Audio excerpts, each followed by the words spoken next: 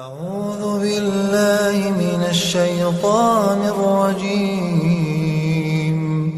بسم الله الرحمن الرحيم. الحمد لله وكفى والسلام على عباده الذين اصطفى اما بعد.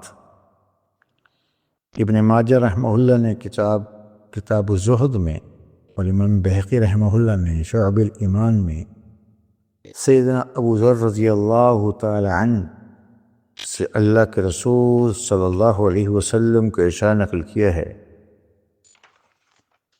کہ ولا حسب کا حسن الخلق، کہ خاندانی شرافت اچھے اخلاق کے برابر نہیں ہے۔ حسب یحسب حسابتاً، اس کا معنی عربی زبان میں خاندانی شرافت کے استعمال ہوتا ہے، جیسے ہمارے ہاں حسب نسب کا لفظ استعمال ہوتا ہے۔ اس حدیث میں نبی علیہ السلام نے حسب کے پر فخر کرنا، جو زمانہ جاہلیت کی اور انسانی سرشت اور جبلت میں سے ہے، عادت تھی کہ لوگ اپنے باپ دادا اور آبا کے فضائل اور مناقب بیان کیا کرتے تھے، اس پر فخر کرتے تھے، اور اپنی زندگی کیسے ہوتی تھی اس کی پرواہ نہیں تھی۔ اس حدیث میں نبی علیہ السلام نے فرمایا کہ انسان کی اصل شرافت اور فضیلت اس کے اپنے اچھے اخلاق میں ہے۔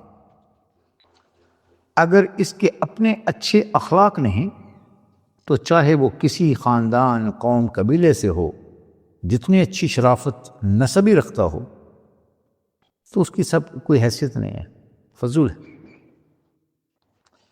اسی لیے نبی علیہ السلام نے حسن خلق اس کو مستقلاً موضوع محنت اور موضوع بحث بیان کیا ہے، موضوع بحث بنایا، اس پر مستقل محنت کی، بلکہ آپ نے فرمایا بعثت لأتمم مکارم الاخلاق، میں اخلاق کی تکمیل کے لیے میری بعثت ہوئی ہے۔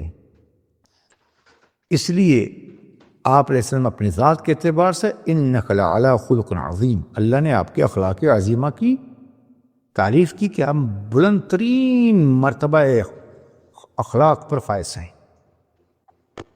اس لیے آپ علیہ السلام نے فرمایا کہ قیامت کے دن انسان کے اعمال نامہ میں سب سے زیادہ وزنی چیز جو ہوگی وہ اس کے اچھے اخلاق ہوں گے۔ امام ترمذی نے حدیث نقل کی۔